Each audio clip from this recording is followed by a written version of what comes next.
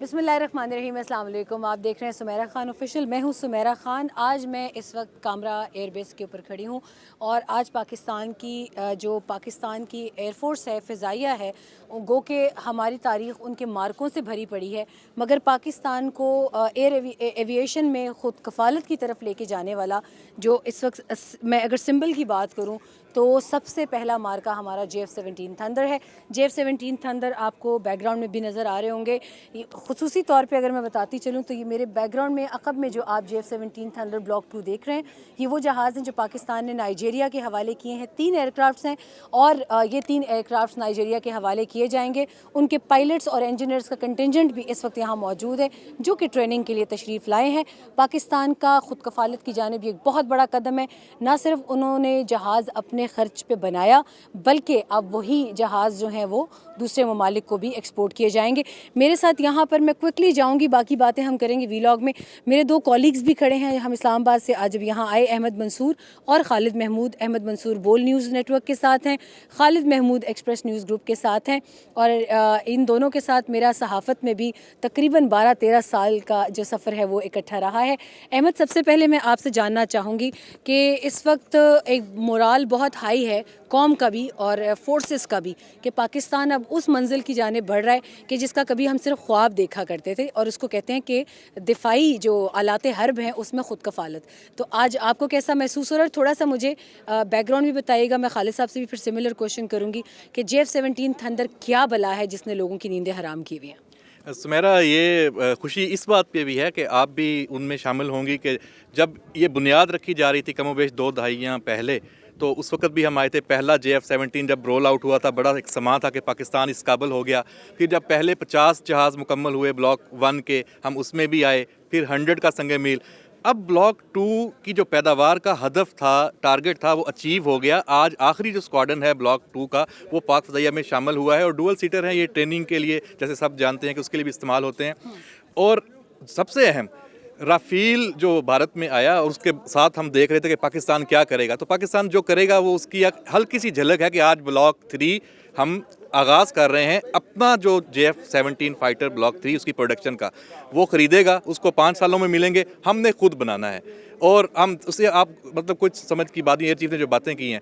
اور اس کے بعد ساتھ یہ ہے کہ جو پیچھے آپ نے جہاز بتائے ہیں کہ پاکستان کی جو اکانومی، ہم کہتے ہیں نا بڑے کرائسس میں ہے، تو یہ ہمارا فیوچر ہے کہ یہ جہاز پروڈیوس کریں، پروڈکشن کریں، اور انڈسٹری کو ہو فروغ ہو، تو اس سے زر مبادلہ بھی آئے گا۔ تو ایئر فورس یہاں بھی ایک قدم آگے آئی ہے، جو ملک کی جو فضائی سرحدیں ہیں ان کی وہ حفاظت کر رہی ہے۔ تو ساتھ آپ کی اکانومی کے لیے بھی بڑا کہ خود انحصاری کی جو منزل ہے کہ اپنے اخراجات بھی خود پورے کر رہے ہیں بلکہ کما کر بھی دے رہے ہیں، تو بہت اچھا دن ہے۔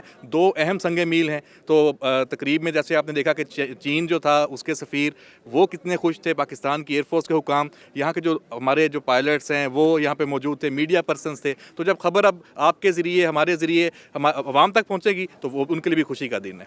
بلا شبہ یقیناً ایک کافی بڑا دن ہے۔ خالد صاحب، آپ بتائیے گا، ڈیفنس بیٹ ہم جیسے احمد نے کہا کہ ایک وہ دن تھا کہ جب ہم بالکل ترستی نظروں سے دیکھنے آئے تھے کہ یہ بننا شروع ہوا ہے۔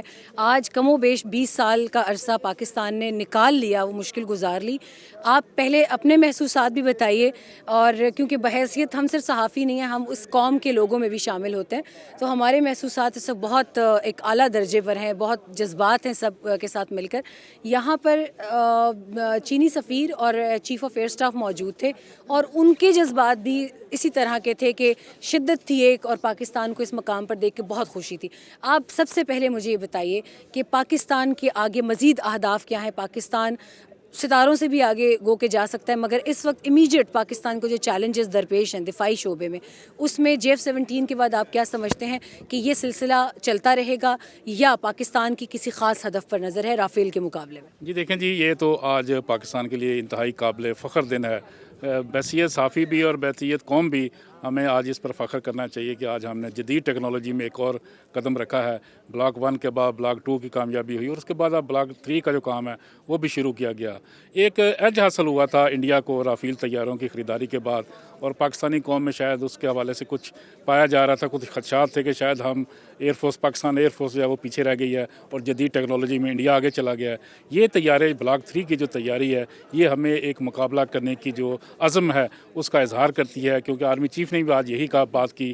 ان کا یہ کہنا تھا کہ ہم کسی بھی لحاظ سے رافیل طیاروں سے پیچھے نہیں ہیں, لیکن اس کے ساتھ ساتھ ہمارے لیے بھی یہ قابل فخر ہے کہ جدید ٹیکنالوجی پاکستان میں موجود ہے اور پاکستان جو ہے اس میں ترقی کر رہا ہے, اور پاکستان کے جو انجینئرز ہیں ان کے لیے بھی یہ قابل فخر موقع ہے کہ آج انہوں نے محنت کی اور اس کا پھل ملا کہ آج ہم پھر صف اول کی جو ایئر فورس ہے اس میں شامل ہیں. بے شک آپ نے بہت خوبصورت بات کی. یہ بات ایک میں بھول گئی تھی.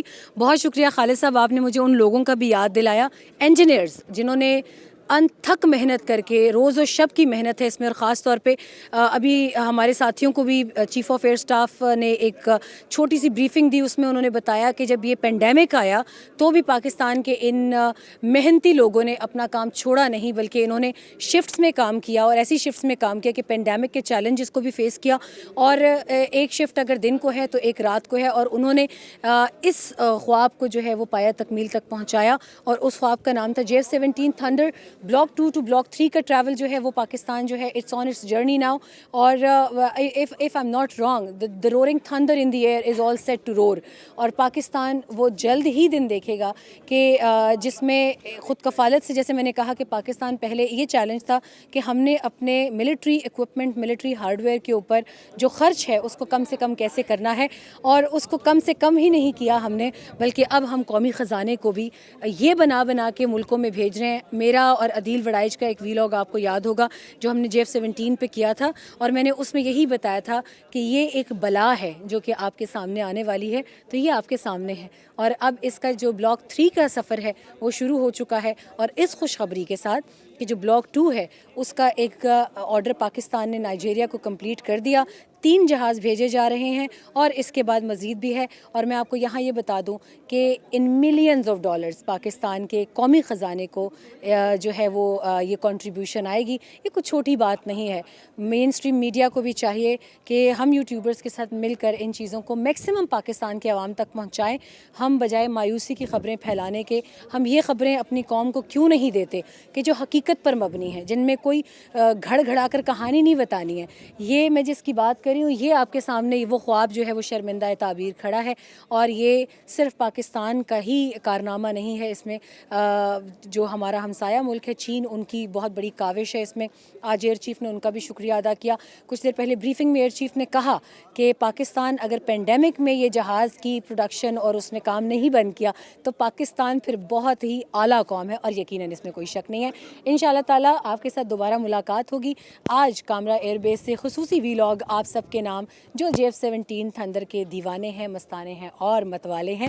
تو آپ سب کو JF-17 تھنڈر کی طرف سے بھی ایک خصوصی سلام, اور وہ تمام نوجوان جو دیکھنا چاہتے تھے ان کے لیے یہ ویلاگ میں نے آج خاص طور پہ کیا ہے.